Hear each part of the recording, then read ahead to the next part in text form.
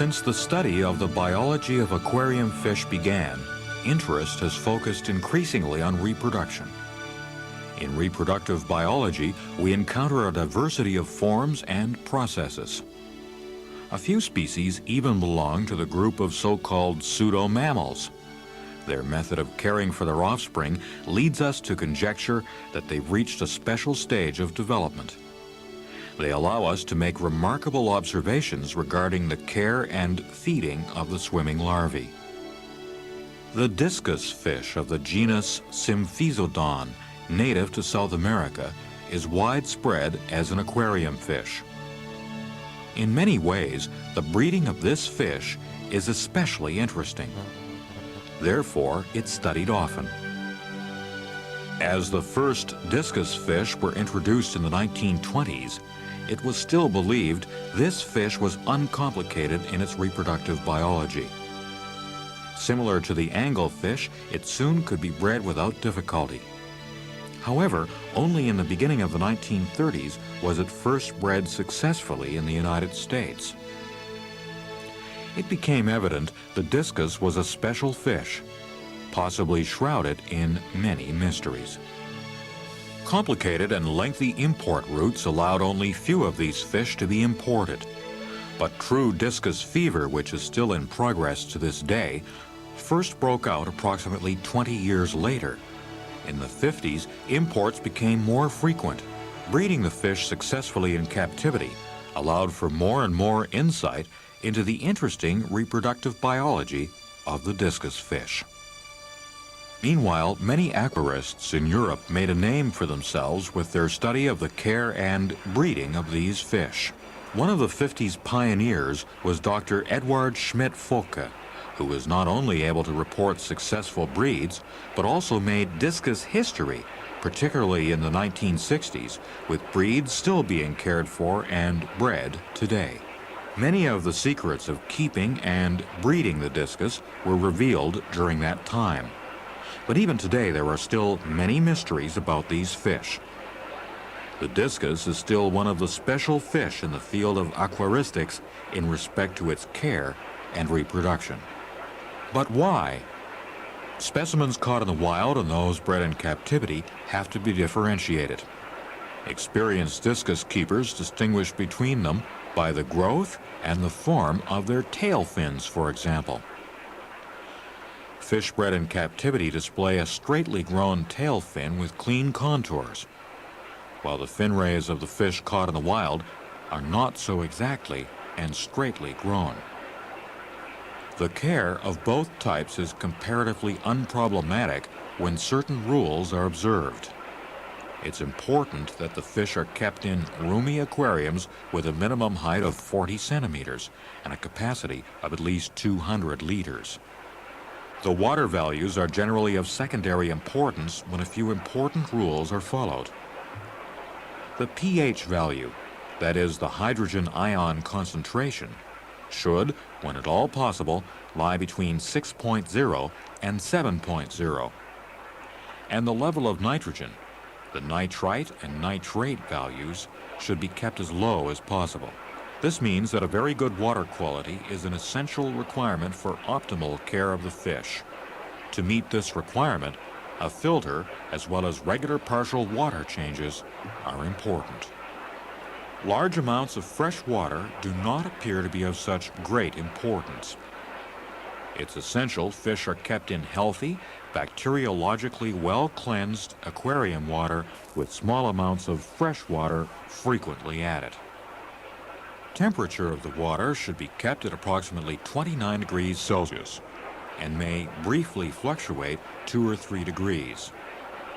When discus are put together with other fish, if at all, it's important the others have similar care requirements and are peaceable and healthy. Several species of fish carry pathogenic agents they're immune to themselves but are harmful to the discus. A further decisive point is a diet which is as varied as possible. All types of food imaginable should be offered to the discus, whereby high-quality frozen food should only be given after being defrosted and rinsed thoroughly when at all possible. But be careful. discus fish have difficulties with large pieces of food. When possible, the fish should be fed smaller quantities of food 3 or 4 times a day. Aside from that, the place where the aquarium stands should be quiet. Stress and confusion are poison for discus fish. When these points are followed, discus fish will be contented and will reward their keeper with vivacity and beauty. On the other hand, flaws in care will become visible immediately.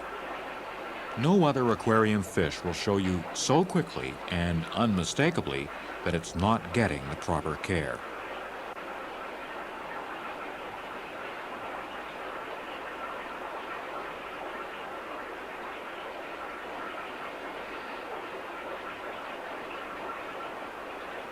And breeding. In this case, there are quite considerable differences between fish caught in the wild and those bred in captivity. While the various types of discus caught in the wild generally only breed under certain conditions equivalent to their native habitats, fish bred in captivity are much more tolerant regarding the conditions necessary for reproduction. More than 90% of the discus fish cared for today worldwide have been bred in captivity.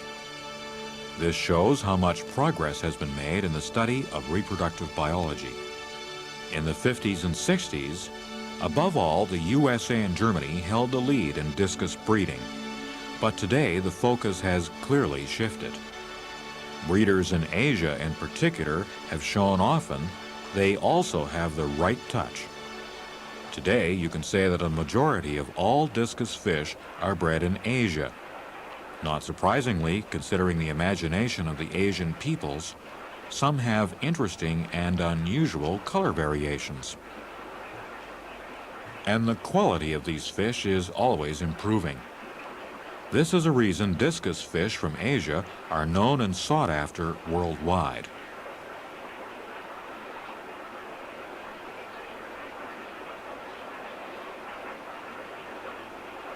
And European breeders, for the most part, they concentrate on retaining the old standards. They care for and breed the wild color variations.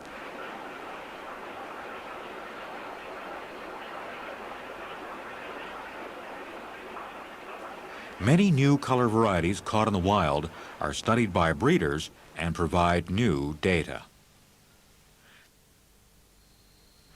The interest in keeping and breeding this special fish prompted discus lovers to organize into a breeders' association, initiated by Manfred Fahl.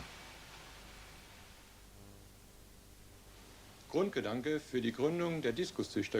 basic idea for establishing the Discus Breeders Association was to tear apart the existing prejudices about caring for and keeping discus fish.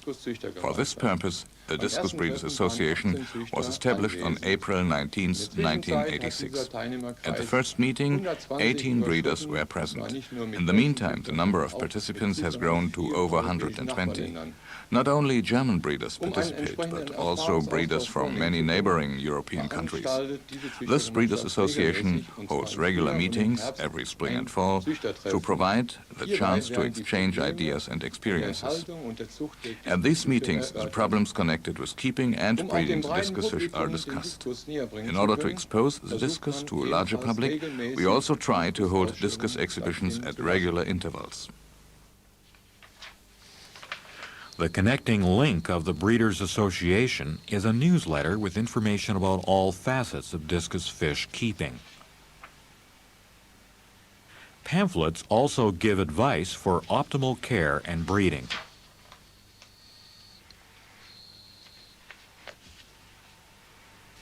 But also other sources appear at regular intervals, providing a variety of information about the discus fish, which is often called the king of the Amazon. Even though the care of these fish in the appropriate aquariums is no longer difficult, breeding is still sometimes problematic. It's true that many discus breeders are sometimes driven nearly to the verge of despair. But why? Here as well, you have to differentiate between animals caught in the wild and those bred in captivity. Fish caught in the wild are sensitive to many things, such as condition of the water, size of tank, choice of sexual partner, food, light, decorational materials, and last but not least, the seasons. By contrast, many fish bred in captivity, often for generations, are much more tolerant and reproduce with much less difficulty. But often other difficulties arise which are seldom problems with fish caught in the wild. The fundamental question arises, is the breeding of the discus fish more difficult than breeding other species of aquarium fish? This must be answered with a definite no. But why? Aside from the tank and the breeding fish, the most important factor for breeding the discus successfully is without question the water. Aside from the fact that the water should be low in minerals, it should also be lightly acidic, which means that depending on the species or breeding form, the pH value should range between 5.5 and 6.2. Often lightly sinking conductivity and pH values act as a trigger, or rather stimulate the willingness of the fish to spawn. Another important requirement for the healthy development of the eggs is healthy, bacteriologically well-conditioned water that is not all too fresh. It must be low on germs and maintained with an adequately sized and conditioned filter. The normal development of the eggs can only occur when the females, due to good care and a varied diet, are healthy and able to lay healthy eggs, which are then fertilized by the healthy sperm of the males. Especially when the fish spawn at too short intervals, the eggs will often die off after only a few hours. Despite prior fertilization, the eggs dissolve and later flow out of the egg membrane. This is why spawning at short intervals should be avoided. A period of about 4 weeks is advisable. This usually guarantees a healthy spawn that will develop well. Dying eggs, which have not yet been infected by fungus, will look like white eggs after a short time. They should not be mistaken for curdled or rather coagulated eggs, which are already dead when laid by the female and therefore white. These coagulated eggs do not harm the remaining healthy eggs with fungus infection, as is often suspected. Their outer embryonic sac is smooth. Compared to the eggs infected with fungus, they show no trace of fungus mycelium. Fungal infection of the dead eggs usually first begins after a period of 48 to 55 hours. If bad quality water, rich in bacteria, does not accelerate this process. There are several reasons for the death of healthy fertilized eggs. Aside from the inviable condition of the eggs that were laid, the composition of the water plays an important role.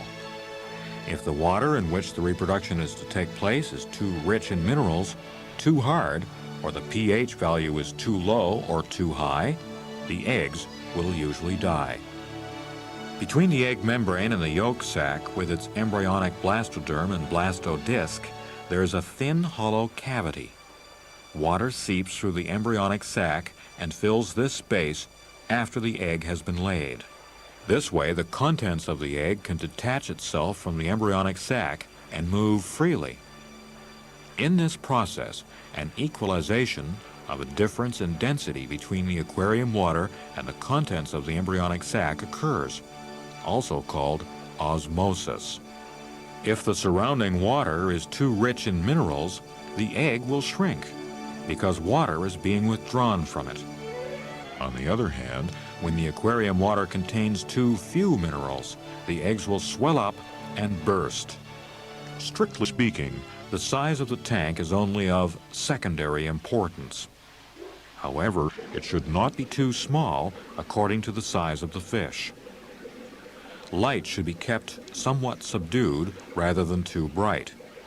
Usually, substrate is not used, so that waste is easier to remove and the number of microbes can be kept at a low level. Decorational pieces, such as preserved roots that hang into the aquarium from above, need not be absent. These pieces, in addition to back and side glass panels in colors that are not too dark, give the discus a feeling of safety. For breeding, the temperature of the water should be approximately 30 degrees Celsius. It's also important the area around the aquarium be kept quiet. Unusual sudden movements are completely out of place at this time and should be avoided. And now to the breeding pair itself. You can tell by observation which fish harmonize with each other or leave the fish to choose their own mates. If there's only a single pair, rather than several males and females to choose from, the only thing to do is wait and hope. Despite optimal conditions, it may turn into a long trial of your patience, especially when dealing with fish caught in the wild. But what can be done in addition to this? We asked the experienced discus breeder Manfred Goebel, is it possible to force the discus to spawn? Ich denke ja.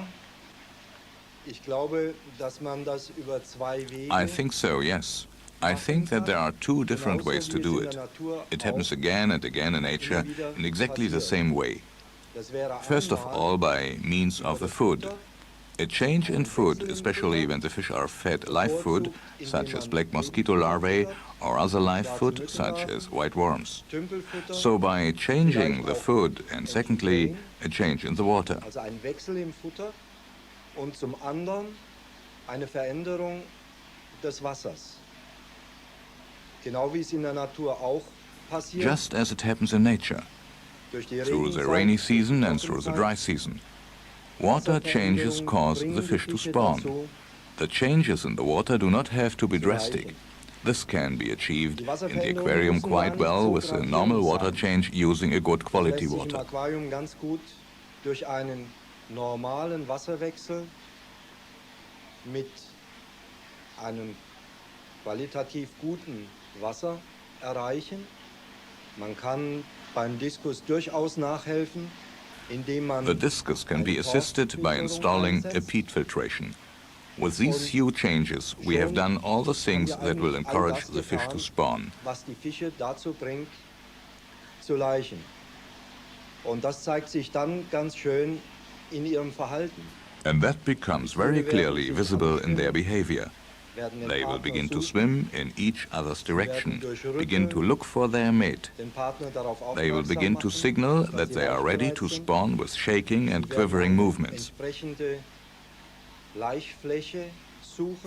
They will begin to look for an appropriate spawning substratum and begin cleaning the substratum. This activity is constantly interrupted by swimming in the partner's direction and palpitating.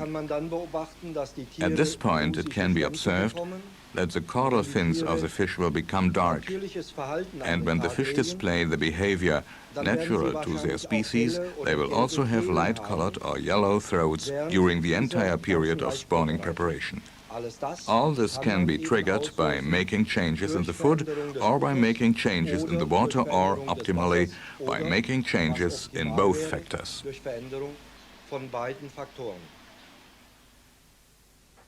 Discus fish belong to the group of guarding cichlids, who deposit their spawn on a firm substratum.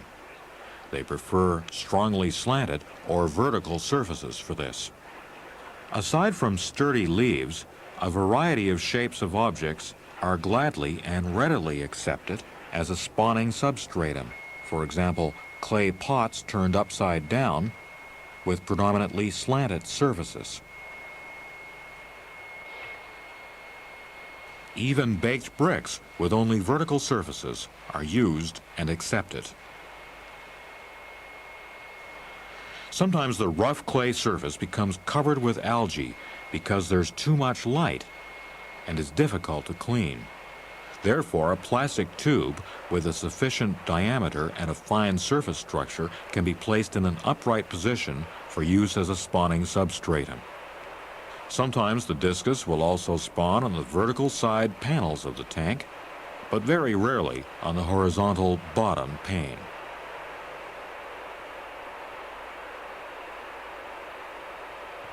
So much for the preparations for successful breeding. Are there other factors that have to be taken into consideration? We asked successful discus breeder Jürgen Luckner. Ich möchte noch einige Anmerkungen zur Zucht bzw. deren Vorbereitung machen. I would like to make a few comments about breeding, or rather about the preparations. I am an advocate of good, healthy aquarium water. This means water that is biologically intact. If this kind of water is not available and you are dependent on partially desalinated osmosis or spring or tap water, it should only be used after being run through a well-functioning filter for a while and being enriched with minerals and trace elements. Before the breeding fish, or rather the breeding pairs placed in the aquarium, prepared for them, make sure the animals are free of parasites. If this isn't the case, they should be treated with the appropriate medication. If this doesn't take place and the parent fish do have parasites, such as gillworms, these can be passed on to the fry and result in the loss of part of or even the entire spawn.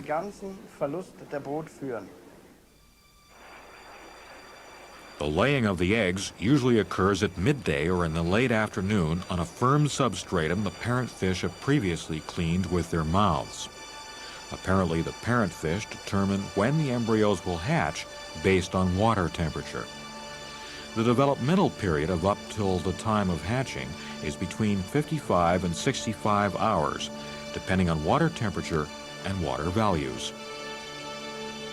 This means the embryos of the eggs fertilized at midday and in higher water temperatures will hatch on the evening of the second day before nightfall. When fertilization has taken place in the late afternoon and by lower water temperatures, they'll hatch after nightfall, on the morning of the third day. Hatching at night in the dark would be lethal for the larvae, at least in the wild, because the parents would not be able to gather them. Adult discus fish usually lay a large number of eggs, often as many as 200. The eggs are approximately 1.4 millimeters in length and have a diameter of nearly 1.2 millimeters. Just as in the case of the terrestrial globe, an egg has two opposite poles and an equator. At the upper pole, we find the opening of the egg membrane, a funnel-shaped invagination of the egg membrane that is important for fertilization. Through it, the egg is fertilized by the spermatozoon. Like many other cichlid eggs, the eggs of the discus adhere to the substratum in a longitudinal position. A very thin layer of mucus forms along the egg equator, firmly adhering the egg to the surface under it. Reproduction is started with the laying of the eggs. The female swims from the bottom to the top, just above the surface of the substratum, and successfully lays the eggs. They are fertilized immediately by the male, who also swims just over the surface of the eggs, from the bottom to the top. During this process, there should be no strong water movement in the aquarium. For example, an inflow back into the aquarium from the filtering unit. The female lays the eggs from the bottom to the top, almost only in one direction, so that the opening of the egg membrane is pointing upward. Normally, the male fertilizes the spawn after each egg is laid.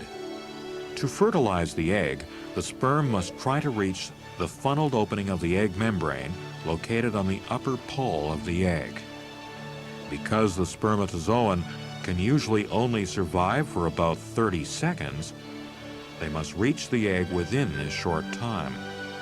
Strong water movement would make this uncertain.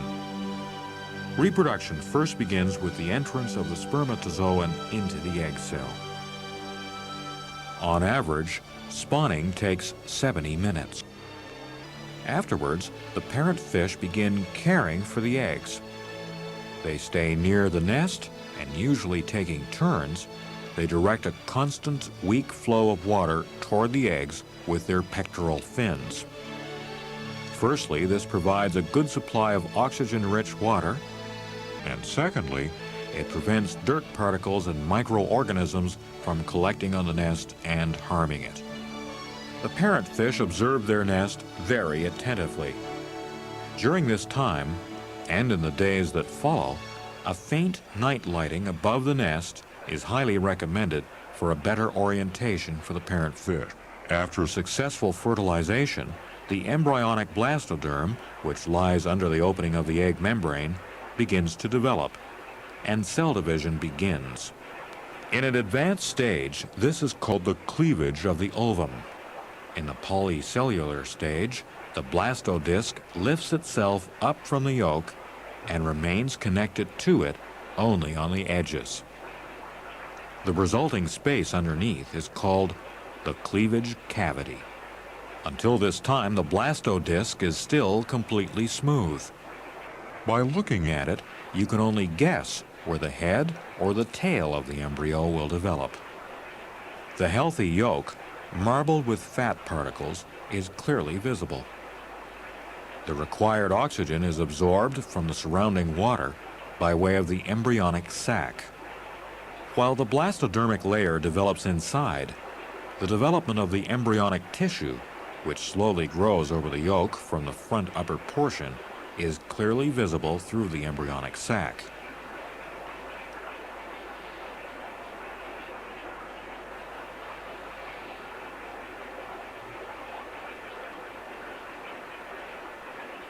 All of these processes are perceived by the parent fish caring for their eggs as changes. In these few hours, nature is in quite a hurry. 26 hours after fertilization, it's apparent if the environment of the eggs, that is the water temperature and so on, will allow for the development of new and healthy life. If this is not the case, many of the fertilized eggs will die off. Their yolks will curdle, and the accumulation of cells, or rather the blastodisc, will dissolve. Their life is over after having barely begun. At this time, a healthy, normally developing egg will show very distinct changes. Approximately 40 hours after fertilization, the first fragile signs of life become visible. Embryonic fluid is pumped through the developing body. The first signs of the developing embryo begin to appear with the swelling of the head and the embryonic spine, which will later become the tail. The contents of the embryonic sac will become noticeably darker. The parent fish now watch the development of the eggs very attentively. Sometimes they try to remove dead eggs from the nest. Unfortunately, by doing this, healthy eggs are often destroyed as well. Approximately 50 hours after fertilization, a very critical phase in the discus's care of the eggs begins. In the following 5 to 10 hours, up until the time of hatching, the eggs are often eaten by the parent fish for a variety of reasons. At this time, the advancing development of the embryo is clearly visible through the embryonic sac. The swelling of the head, the embryonic spine, and the yolk are already visible. The still unpigmented eye sockets are also visible. Between the head and the yolk, the small beating heart is already clearly visible. The embryonic germ layer has now fully covered the yolk, and because of this, also allows for the development of the body cavity. After approximately 55 hours, the embryo starts to become active in the embryonic sac, and the first timid body movements are clearly visible. All of these movements signal developing life to the parent fish caring for the eggs. The absence of these signals indicates development has failed to occur. This shows an increasing number of eggs quickly becoming infected with fungus. In this case, the parents will eat the spawn at once. These are processes that usually remain hidden. To help the spawn survive this critical phase in their development without risk, Asian breeders protect the spawn with wire mesh. This prevents the parent fish from eating the spawn, but allows them to care for the eggs nevertheless. Usually only a few hours later, the wiggling larvae will not be eaten by the parents, who will continue to care for them. After about 60 hours, existence in the embryonic sac will become too cramped for the embryo. Its vigorous movements inside the embryonic sac can be seen in ever-decreasing intervals. With this movement, it manages to turn itself around inside the embryonic sac with spirited flaps of its tail. This tail flapping quickly lacerates the embryonic sac and results in direct contact with its new environment, the water. But the exertion is not over. After the developmental period of approximately 50 to 60 hours and the breaking of the embryonic sac, it takes another 1 to 2 hours to kick the torn sac over its body and head and free itself from it, to finally make the transition from an embryo to a discus larva. But an important contrivance of nature keeps the embryonic sac attached to the larva for a while longer. The adhesive glands on the head of the larva, which begin to function at this time and will later keep it attached to the substratum, holding the remaining embryonic sac in place with its adhesive substance. This exhausting fight into life is shortened by the parent fish, who watch these developments carefully, collect the larvae out of the embryonic sac, take them into their mouths, and then hang them onto the substratum by their adhesive mucus for further development, unfettered by all remnants of the embryonic sac. According to Professor Dr. Heinz Bremer, this first contact with the mucus of the parent fish has a disinfecting, bacteria-reducing effect. This step ends another phase of development. The growth of the larvae now continues to progress, depending on the quality of the water. After another 12 hours, the crypt for the eyes will darken, and the formation of the eyes can be observed. The head and anal areas, as well as the embryonic tail, shows signs of continuing development. The cardiac utricle, located directly under the head, pumps blood through the entire small larval body with all of its might. Even at this point in time, the larvae could die off if water conditions are bad. Eggs that have already died and have not been removed by the parent fish will now begin to slowly disintegrate. Protozoan hasten this process. Sometimes the embryonic sac will also break open and dead yolk will run out. The empty egg membrane remains, but later it will also be decomposed by bacteria and protozoan. Also at this time, the fungus infection of the dead eggs is clearly visible. The healthy larvae continue to develop. About 4 days after fertilization, the development of the eyes can be clearly seen. The outlines of the gills and the mouth are also visible. The small heart pumps the blood unremittingly through the body. The forming anal opening as well as the tail of the discus fish larvae are also easily recognizable now. The blood vessels on the still visible yolk can clearly be seen. Parent fish will often move the larvae. Also, the small discus are constantly becoming more active. Because of this activity, the adhesive mucus, which is produced by the larvae, is often put to the test. 6 glands produce this mucus.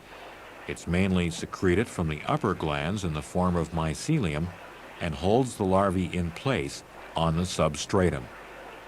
They hang on the substratum singly or in groups.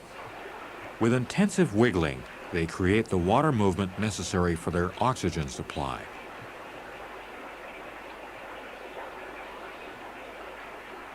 Approximately 5 days after fertilization, and at a water temperature of 25 to 30 degrees Celsius, the development of the larvae is already amazingly advanced. The iris of the eyes is already starting to show pigmentation. The head and parts of the body are starting to show more and more dark patches and lines. The mouth and the gills stand out clearly, and their movement can be seen. The heart is beating strongly now. The embryonic spine, otherwise called the vertebral column, and the tail shows marked signs of the back and lower borders of the fins. However, the dorsal fin is not yet formed. At this stage of their development, the larvae can hardly hold themselves onto the substratum due to their increasingly vigorous movements. But even at this point in time, a badly stabilized water environment can result in deformities or the death of the larvae. For example, deformities of the abdominal cavity, the heart, and the vertebral column. Usually deformed larvae will be eaten by the parent fish or will perish at the bottom of the aquarium.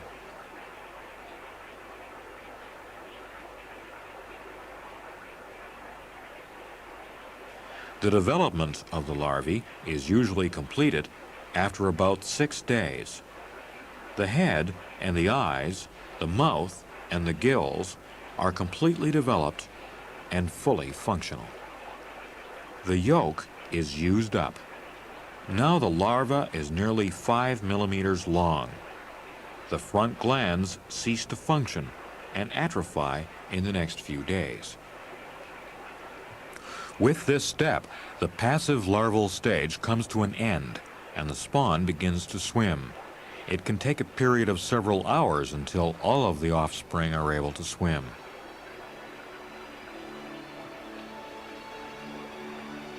The swimming larvae will now need their first food. This is offered to them in the form of the epidermis, the upper skin layer of the parent fish, which has heavily thickened. It is their only possible food source in these first few days of life. Its existence is apparently a crucial requirement for the further development of the larvae. Usually this is referred to as the mucus that the parent fish produce on their epidermis, or rather on the upper layer of their skin. This so-called mucus is then eaten by the larvae.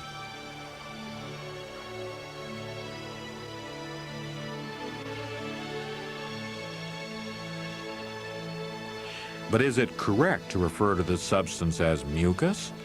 And what does this important food consist of? We asked Professor Dr. Heinz Bremer. The feeding of offspring after their birth with substances of the parent animals is an incredible evolutionary development in the animal kingdom. It gives the animals more freedom because they are independent of the food supply in the environment they are born into. This perfect solution, like the one reached by mammals, naturally had its precursors. I would say they are the experiments of nature on the way to becoming mammals. With mammals, it is all very perfect. There are epithelium, or rather skin cells, that have transformed themselves into glandular cells that are shifted toward the inside and produce the milk by way of apocrine secretion, which means by way of the cells. Let's assume that this is the nucleus, and here is where the milk is produced, and it is stored in the uppermost part of the cell. And this entire part of the cell cuts itself off and is severed, and the milk is ultimately composed of millions of such cells and their apocrine content.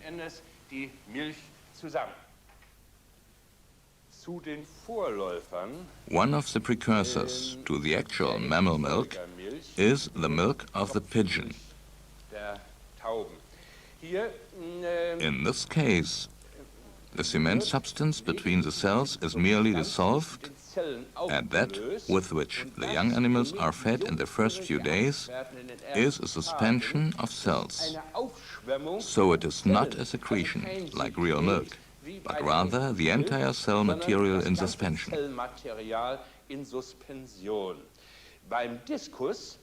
With the discus, the entire upper layer is provided for the young fish as postnatal food, without the cells detaching themselves in any special way. This upper portion, or the epidermis, is enriched with nutrient cells, with glandular cells. On this occasion, I would particularly like to point out that it is not mucus that the parentfish secrete or discharge and provide for the young fish, but rather the entire upper layer of the epidermis enriched with nutrient cells.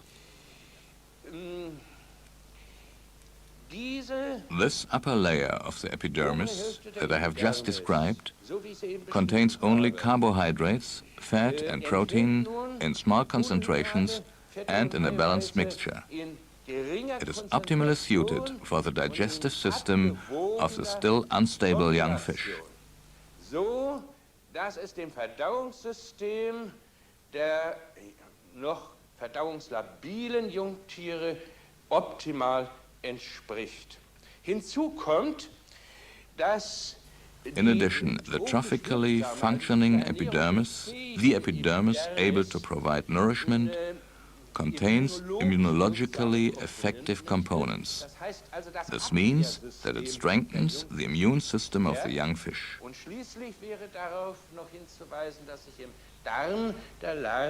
And finally, I would like to point out that bacteria and algae can be found in the intestines of the larvae that were previously located on the epidermis of the parentfish and are ingested while grazing the epidermis.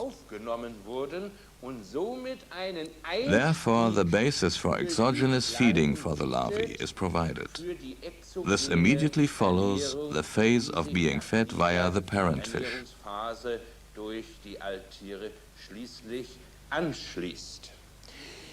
To sum it up, I'll say once again that the discus parents provide their larvae with an intragenous substance containing carbohydrates, fat and protein in small concentrations.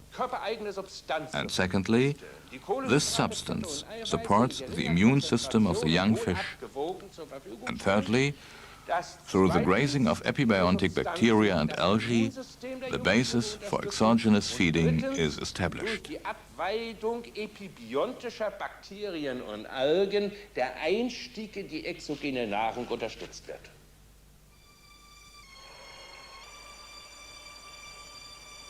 Another important step in the process of reproduction has been mastered with the first food made available by the parents. There are often difficulties with finding the food.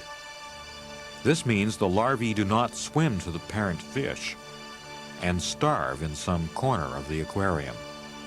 Exactly what triggers the swimming to the parents is still not fully clear, but the dark color of the parent fish appears to be important. It's apparently an important requirement for recognizing the parents.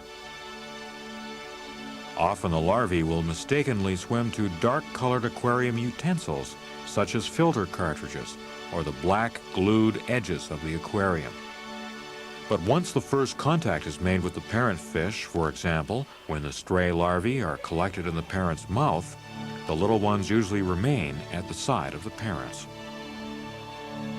According to popular opinion, the offspring apparently do not accept any other food in the first few days, although paramecium and other microorganisms are the right size to be food for the swimming larvae. On the other hand, the freshly hatched nauplia of the Artemia salina are probably still too large to be food for them.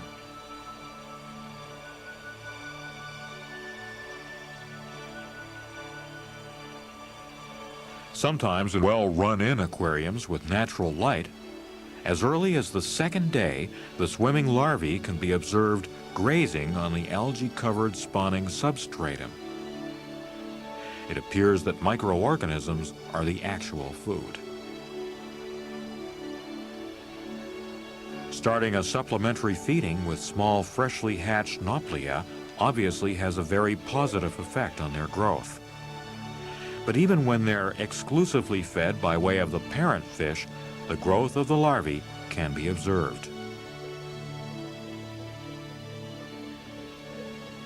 Above all, optimal water quality is important. Smaller amounts of fresh water can usually be added now without difficulty. When should supplementary feeding be started, and how long must the young fish remain with their parents?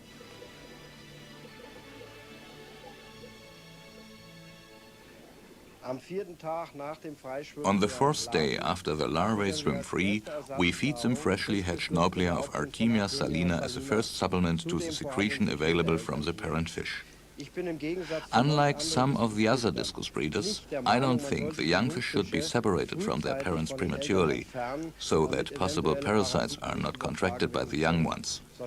I have noticed that because the secretion is available day and night to the young fish as food, the growth of these young fish is much more constant than when they are separated from their parents after 6 or 8 days. On the 8th day, we begin giving the young fish bosmina or other tiny water fleas as a supplementary food. This is expanded to include a food paste comprised of beef heart, beef liver, roughage, and vitamins 12 to 14 days after the larvae swim free. At the same time, we match the water values, mind you, the breeding water values, to the values of the tap water, which in my area lies between 7 and 7.5, which is considered neutral to slightly alkaline. The conductivity of the water is approximately 300 microsiemens. With plenty of food and good water quality, the young fish grow very quickly. Within a short time, their total length will double. When possible, they should be fed 5 to 6 times a day at appropriate intervals. It's important to thoroughly remove waste and food residues and to refill the tank with the appropriate amount of fresh water. Very soon, the appearance of the young fish changes.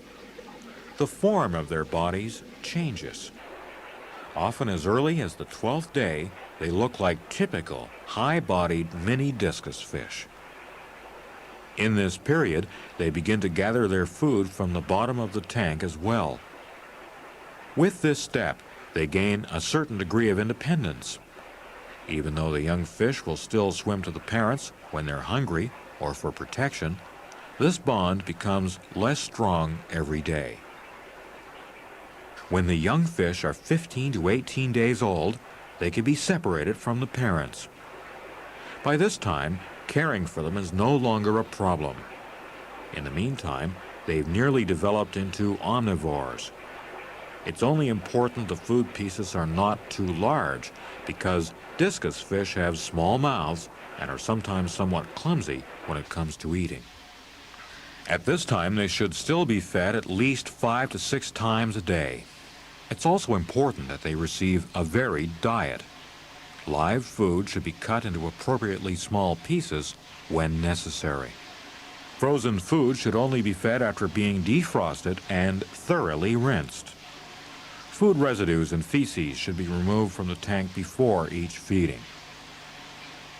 After this, a partial water change should be made, when possible at least 5 to 10% of the tank water volume. The supplementary filter promotes the stability of the fresh water and helps to quickly reduce developing pollutants. Mistakes and acts of neglect during the first few days and weeks can seldom be made up for later. Bad water quality, as well as an unbalanced diet and parsimonious feeding, will soon show its effects. For example, the unattractive longish body forms are not only the degenerational effects of inbreeding, but also can be attributed to an unbalanced diet and bad water. Healthy discus fish that have been optimally raised can reach a total length of 5 to 6 centimeters at the age of 2 months. Although not all species and breeding varieties grow at an identical rate, this size can still be used as an average value. Breeding the discus is often a challenge. For optimal breeding of the discus, it's important to remember water care and a healthy, diversified diet. And it cannot be said too often, successful, healthy reproduction will only succeed in optimal water. An aquarium is only a mini biotope when compared to nature. Constantly developing wastes, such as food residues, feces, and urine, must be reduced with attentive care. This task is performed by microorganisms and certain useful bacteria, which quickly convert the toxic byproduct nitrite into the comparatively harmless nitrate through the so-called nitrification process. These bacteria are present in every aquarium. They colonize every surface. The more surface available, for example, in a large filter, the more nitrifying bacteria at your disposal as important helpers in the fight to reduce waste. For this process, the oxygen content of the water is also important. The more oxygen there is, the faster and more effective the nitrification. With too little oxygen, the less harmful nitrate may possibly be transformed into the toxic nitrite. Too much nitrate can be growth retarding. The only alternative to removing existing nitrate is regular partial water changes. This means, depending on the water volume of the tank, approximately 5 to 10% of the water volume before each feeding. At the same time, it's necessary to remove the feces and food residues and other waste products. With this form of water care, water low in microbes is created at the same time. This is an important requirement for successful breeding. Discus fish have special needs. Their constitution and their biological makeup make them something special in nature as well as in the aquarium. They still are and will remain a challenge for every fish keeper and breeder.